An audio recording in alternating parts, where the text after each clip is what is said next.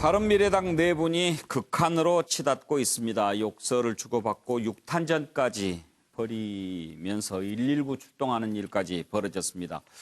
이렇게 싸우면서도 또 갈라서지 못하는 이유는 무엇일까요? 그게 궁금합니다. 자, 유승민 의원, 이해운 의원이 혁신위원들에게 손학규 대표의 퇴진을 요구했는데요. 자, 지금 혁신위원들이 이렇게 계속 손학규 대표 퇴진을 요구하고 혁신위원 한 명은 10하루째인가요? 지금 단식 투쟁을 했는데 이런 와중에 또 충돌이 있었습니다. 그래서 결국 쓰러져서 병원으로 실려갔는데 지금 바른미래당 내부가 왜 이렇게 복잡하고 또 싸우는 건지 다들 이렇게 들어보면 이유들은 있겠죠. 그런데 한번 우리 패널들의 의견을 좀 들어보겠습니다. 관련된 녹취 들어보시죠. 왜 상정 안 합니까? 후배들 보기 부끄럽지 않습니까? 당원들 보기 부끄럽지 않습니까? 어떻게 대화도 안 됩니까, 대표님? 이렇게까지 하면서 당대표 주특위원 이유가 뭡니까 도대체? 대화하시죠. 대화도 거부하시는 당대표는 없었습니다. 됐습니다. 뭐가 됐습니까 도대체? 뒷골목 건달들도 이렇게 정치 안 합니다. 이게 손학규 정치입니까 정말? 저희가 뭘 잘못했습니까? 대표님이 만든 혁신위원입니다. 대표님이 만든 혁신위원을 저희가 지키겠다고 있는데 뭐가 잘못입니까? 대표님은 얼마나 책임감도 없습니까? 부끄럽지 않으세요? 이 처절한 절규의 목소리 좀 듣고 좀 대화를 좀 하세요. 뭐가 문제입니까? 대화도 못 합니까? 예? 이게 어떻게 민주적인 정당입니까? 당권 경쟁은 이게 무슨 프라자란 게 없어요. 이게 대표를 유지하시려면 대표 자리에 앉으십시오. 도망가지 마시고. 가실 거면 저희를 밟고 가십시오. 이 단식은 명분이 없으니까 단식 끝내세요. 어떻게 대표님이 하십니까? 왜 이러시는 거예요? 아니, 단기로 위반한 대표가 어디 있습니까? 당직자를 밀고 민기 아니에요. 당신들이 넘어졌잖아. 아니, 여러분 찍으세요. 이거 찍어요. 이거 찍어. 당신들을 밀으면 어떡해? 넘어가면 안 되니까 천천히.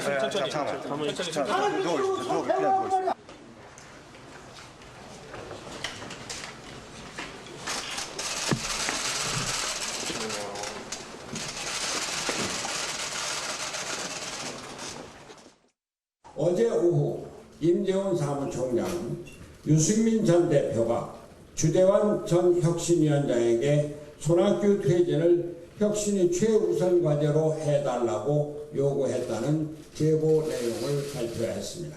조용술 전 혁신위원이 이해운 전 대표를 만났는데 그 자리에서 이해운 전 대표는 조용술 위원이 손학규 대표에게 나가달라고 말해달라고 했고 당대표급 인사가 혁신위원에게 혁신위에 개입하겠다는 말을 직접 했다는 것인데 도저히 믿겨지지 않습니다. 유승민 전 대표께서는 발표 내용을 부인하셨기 때문에 이제 진상조사에 나서야 할 필요성에 공감하실 것입니다. 당의 진상조사 절차에 적극 협조해 주시기 바랍니다. 우리 바른미래당은 작년 창당했을 당시에 지금과 같은 모습을 예상하고 만든 그런 정당이 아닙니다. 새로운 정치를 하겠다고 유승민, 안철수 두 분의 당대표가 그 뜻을 같이 하는 사람들이 힘을 모아서 어려움을 극복하고 만든 그런 정당입니다. 예, 박정현, 오신환 원내대표 울먹거리면서 얘기하는데 좀 자주 우는 것 같네요. 자, 그런데 우리 시청자들을 위해서 한번 저 집안 싸움이 뭐 때문에 지금 저렇게 시끄러운 건지 그 배경까지 설명을 좀 해주시겠습니까? 네. 당권 경쟁이고요. 예. 그 교섭단체 유지를 해서 내년 총선에 지원금을 받기 위한 예. 이런 어떤 그런 이상 이하도 아닌 거죠. 예. 바른미래당의 지금 대주주라 하면은 안철수, 유승민 이렇게 두 분이죠. 예. 그런데 유승민계는 지금 같이 할 수 없다는 측면에서 자유한국당하고 지금 어떤 통합이라든가 이 점을 그렇게 바라고 그렇게 있고. 보고 있는데 예. 지금 황교안 체제가 확실하지 않기 때문에 오지도 못하고 있는 그런 상황입니다. 예. 물론 이제 오고 싶어하는 분도 있고 아닌 분도 있고 유승민 대표 같은 경우에는 한국당에서 안 받겠다고 하는 의견들이 좀 있고 한데 어쨌든 그렇게 됐고요. 그리고 손학규 대표 입장에서는 손학규계가 이제 이찬열 의원과 지역구 의원은 별로 없고 예. 비례대표 탈당할 수 없는 비례대표들이 한 10명 정도 있습니다. 예. 또 이분들이 지금 민평당에서 좀 갈라져 있는 박지원계하고 이제 합치게 되면 그게 이제 교섭단체가 되거든요. 예. 네, 그러니까 어차피 갈라설 수밖에 없는 이런 여러 가지 요인들이 생겼는데 니들이 먼저 나가라 하고 지금 버티기를 하고 있는 거죠. 예. 그런 가운데 안철수 전 대표는 아직 입장을 정하지 않고 가운데에서 요걸 지금 지켜보니까 저렇게까지 이제 혁신위원회 안을 거부하고 올려라 해서 뭐 이러는데 저는 이 손학규 대표가 한국당에 있을 시절에 제가 비서실장을 했습니다. 아, 네, 그렇군요. 그래서 예. 요새 저 모습을 보면서 좀 많이 딱하고 그런데 이게 이제 이런 막장 드라마를 가서 오신환 원내대표가 얘기한 것처럼 바른미래당이 한국당의 어떤 박근혜 탄핵을 보면서 이제 그 과정에서 새로운 정치하겠다고 나왔는데 결국은 저렇게 회절되는 모습이 참 안타깝습니다. 지난주에도 그런 생각 많이 들었는데 참 정치가 뭐길래 그런 생각 요즘 많이 듭니다. 정연한 교수, 바른미래당이 우리 뉴스아이드의 주요 이슈로 올라온 것 쉽지 않은 일인데. 그러니까 이게 사실은 막장 드라마라는 게 원래 시청률은 또 끌어올리거든요. 근데 오히려 지금 바미당이 보여주고 있는 것은 시청률에도 크게 도움이 안 될 것 같아요. 예. 그만큼 존재감도 없고 어찌 보면 이제 한 줌의 그 당권, 이른바 좀 전에 박종희 의원님도 얘기하셨습니다만 결국은 그 한 줌 단지는 지금 정확하게 엊그제 여론조사 결과에 따르면 물론 여론조사가 다 등락이 있습니다만 5% 정당이거든요. 저기서 뭘 도대체 가져갈 것이 있다고 싸울까? 우리 국민들 아마 이해 못 하실 거예요. 그러나 이미 벌써 내년 총선에 머리는 가 있고요. 자, 공천권 문제가 있죠. 그다음에 당의 재정 문제가 있죠. 국고보조 얘기하셨지만 자, 당의 직인을 누가 가지고 있느냐가 이 싸움의 핵심인 겁니다. 자, 그런데 이게 손학규 대표 입장에서는 지금 독일에 가 있는 안철수 대표가 7월 말이면 귀국한다고 하더라고요. 예. 7월 30일쯤 귀국하는 걸로 알려져 있던데 아마 근데 안철수 전 대표가 돌아온다 해도 이 싸움은 수습되기보다는 더 오히려 내용이 격화될 가능성이 높아 보입니다. 예. 왜? 손학규 대표 체제를 만든 게 결국은 안철수 전 대표거든요. 안철수 전 대표와 유승민 전 대표, 이른바 대주주 간의 당합구조에 의해서 손학규 대표가 탄생한 건데 이 손학규 대표가 이 당을 내놓을 생각이 없어요. 이제 내 당으로 만들겠다라는 생각이 강하신 건데 저는 오래전에 손학규 대표께 이런 방송을 통해서 공개적으로 제안한 바도 있어요. 더 험한 꼴 보기 전에 당 대표직 내려놓으시기 좋겠다. 예. 자, 근데 앞으로도 더 오늘보다도 오늘 지금 당내 주변에 손학규 대표 등 뒤에서 가장 많이 나온 그 얘기가 뭡니까? 이게 당이냐? 뭐 이런 얘기였거든요. 가장 가까운 당원 또는 정치인들로부터 손 대표가 그런 얘기를 지금 듣고 있는 상황인데 정말 답이 없는 싸움을 하고 있다. 그리고 스스로 문을 닫을 힘조차 없는 모습이 오늘 바른미래당의 예. 모습입니다. 그런데 노영희 변호사, 지금 손학규 대표는 추석 때까지 만약에 두 자릿수 지지율이 안 올라가면 물러나겠다 그런 얘기를 했는데 지금 하는 걸로 봐서는 거의 미션 임파서블이죠. 네, 그러니까 사람들이 좀 기다리면 되는데 왜 이러나 이런 생각도 하는데 이게 당권파랑 비당권파의 지금 싸움 아니겠습니까? 예. 지금 당권파인 손학규 대표를 유시한 쪽에서는 총선 기획단을 이제 만들어가지고 좀 더 이렇게 확고한 좀 힘을 가지겠다라는 취지인 것 같고 또 오늘 이제 119에 실려간 예. 그분 같은 경우에는 이제 비당권파이기 때문에 그러지 말고 빨리 손학규 대표가 물러나고 우리 좀 정리 좀 하자 이런 취지인 것 같은데요. 결론적으로는 지금 유승민 전 대표나 안철수 전 대표의 이름을 빌어서 우리는 이렇게 행동하고 있다라고 하는 게 바로 비당권파들의 행동이거든요. 예. 그래서 저는 차라리 직접 나섰으면 좋겠어요. 저번에부터 계속해서 바른미래당에 문제가 생길 때마다 항상 얘기되는 게 안철수와 그다음에 유승민의 뜻 내지는 그들이 생각하는 것 이것을 앞에 내세우면서 예. 사실은 그 해결이 안 되는 부분들이 많았기 때문에 차라리 대리전을 저렇게 힘들게 내세우지 말고 직접 나서가지고 이 문제를 좀 해결하는 용기조차 없는 것이냐. 저는 좀 그 부분에 대해서 좀 의문을 가집니다. 왜 직접 안 나서는 걸까요? 글쎄요, 잘 모르겠습니다.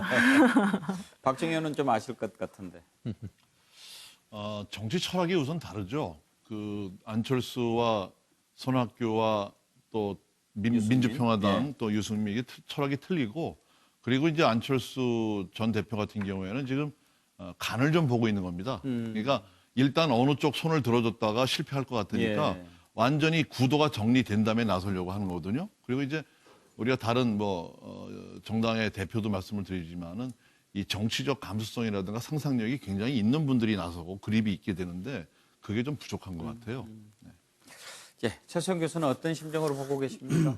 뭐 대부분 좀 전에 박 의원님 잘 정리해 주셨는데요. 예. 결국 뭐 당권, 공천권 그리고 또 전 영화 제목을 패러디해서 썼는데 그 뭐 핵심은 그거죠. 핵심은 그건데 저는 여기서 정말 안타까운 건 하나 있어요. 그게 뭐냐면 사실 이 바른미래당이 왜 생겼습니까? 우리 정치가 그동안 과점 체제로 왔던 양당제를 깨기 위한 다당제의 어떤 출범의 신호탄이 아니었냐. 우리 정치의 근본적인 좀 정치 지형이 바뀌는 것 아니었냐는 굉장한 국민적 기대감을 갖고 출범하지 않았습니까? 본질이 사실 그거예요. 근데 본질은 다 사라지고 지금 남는 거는 육탄전밖에 없고 거친 고성과 몸싸움밖에 없는데 저는 이 지점에서 과연 그렇다면은 바르지도 않고 미래도 없는 정당 국민들이 여기에서 과연 앞으로 거대 독점 구조를 가진 이 양당제를 깰 수 있는 희망을 여기서 보겠느냐는 생각을 갖게 되고요. 그리고 또 하나 정말 안타까운 거는 자유한국 지금 많은 국민들이 자유한국당을 중심으로 한 야권의 정계 개편이 어떻게 이루어질까에 관심이 많은데 거꾸로 저는 이게 민주평화당과 바른미래당에서부터의